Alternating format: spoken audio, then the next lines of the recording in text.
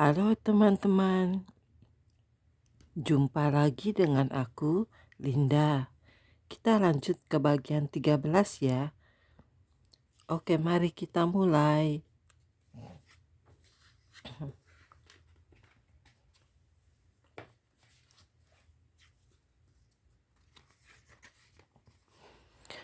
Kuda-kuda surga berjalan bersama dengan malaikat. Kami melewati sebuah tempat di mana ada kuda-kuda putih yang cantik. Saya mengingat bacaan dalam kitab Wahyu mengenai kuda-kuda dan bagaimana pada suatu hari nanti Yesus akan menjadi penunggang kuda putih, memimpin tentara surga yang juga akan mengendarai kuda-kuda putih. Lalu aku melihat surga terbuka. Sesungguhnya ada seekor kuda putih, dan ia yang menungganginya bernama yang setia dan yang benar. Ia menghakimi dan berperang dengan adil, dan matanya bagaikan nyala api, dan di atas kepalanya terdapat banyak mahkota, dan padanya ada tertulis suatu nama yang tidak diketahui oleh seseorang pun kecuali ia sendiri. Dan ia memakai jubah yang telah dicelup dalam darah, dan namanya ialah Firman Allah. Dan semua pasukan yang di sorga mengikuti dia. Mereka menunggang kuda putih dan memakai lenan halus yang putih bersih. Kuda-kuda ini kelihatan semulia bidak-bidak catur batu pualam. Mereka kelihatan seolah-olah mereka adalah patung besar yang telah dipahat dari batu besar, tetapi mereka nyata dan hidup. Kuku mereka sangat besar. Mereka sungguh-sungguh putih dan sangat agung. Seorang wanita dalam jubah yang indah sedang tersenyum dan berbicara dengan kuda-kuda tersebut, mengarahkan mereka untuk berlutut memuji Allah. Semua kuda putih tersebut pada waktu yang sama berlutut dengan bertumpu pada kaki kanan mereka dan memuji Tuhan. Saya berpikir, oh betapa indahnya. Damai, sukacita, dan kebahagiaan ada di mana-mana. Saya bisa mendengar orang-orang memuji Allah. Tiba-tiba saya tidak melihat lagi malaikat yang bersama saya, tetapi Yesus berdiri di sana. Bagi saya, dia kelihatan menjadi sangat tinggi di atas rata-rata, dan dia mengenakan sebuah jubah yang sangat berbeda dari jubah yang dipakai oleh yang lainnya. Matanya yang tajam sangat indah. Dia mempunyai janggut yang terpangkas dengan rapi dan rambut yang sangat tebal. Saya teringat saat itu, saya sedang melihat dia dan berpikir bahwa kelembutan di matanya melebihi apa yang digambarkan penulis. Keindahan dari juru selamat yang diberkati adalah inspirasi yang mengagumkan dan luar biasa. Segala sesuatu di dalam saya ingin memuji dia, menyembah dia dan berlutut di hadapannya, Raja di atas segala raja, dan Tuhan di atas segala Tuhan, Yesus Kristus. Kemuliaan dan kuasa semuanya berada di dalam dia. Gudang-gudang kesembuhan. Saya memperhatikan mata Yesus kelihatan memancarkan kesusahan. Saya bertanya, Yesus, apakah ini?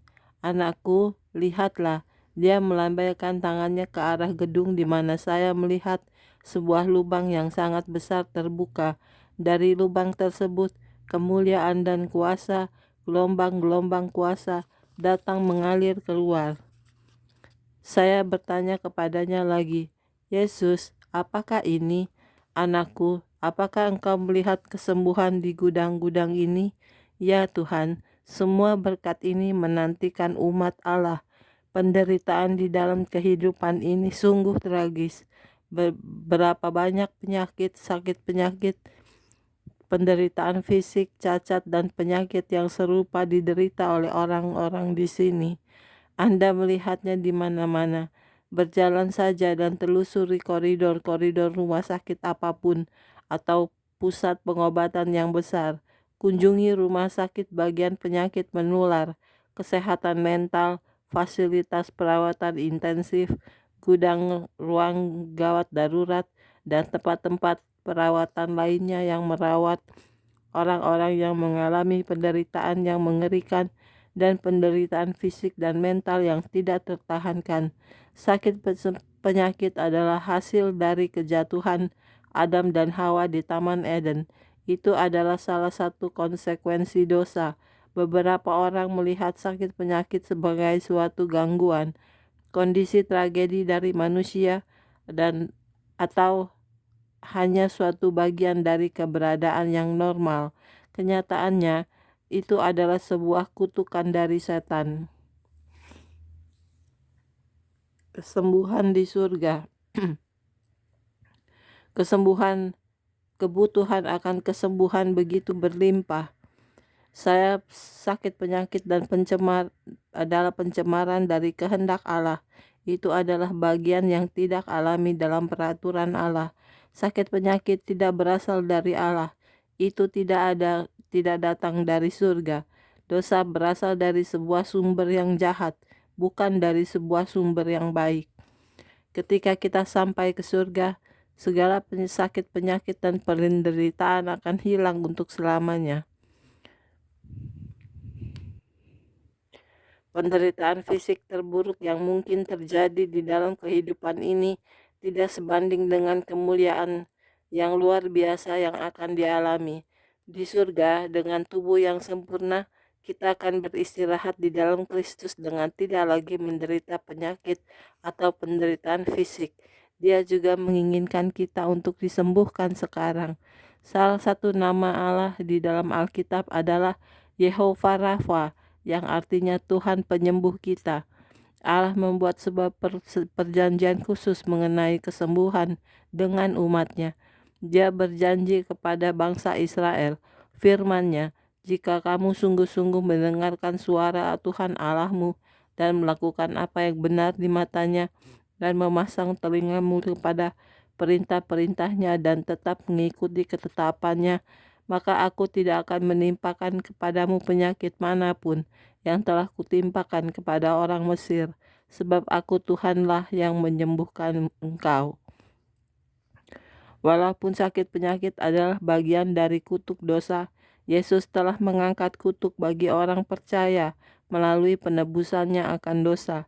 Luka-luka dan memar yang diderita Yesus adalah harga untuk membayar dosa.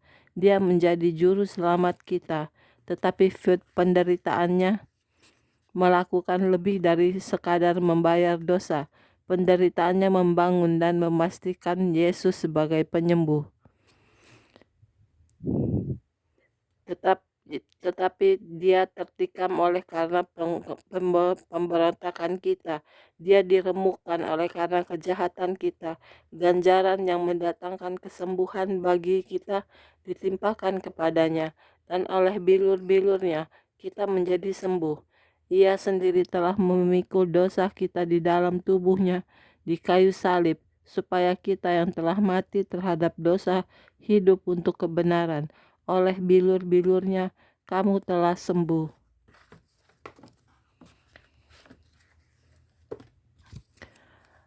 Oke, sekian dulu teman-teman untuk hari ini videonya. Kita lanjut di video berikutnya ya. Terima kasih. Tuhan berkati kita semua. Amin. Bye-bye.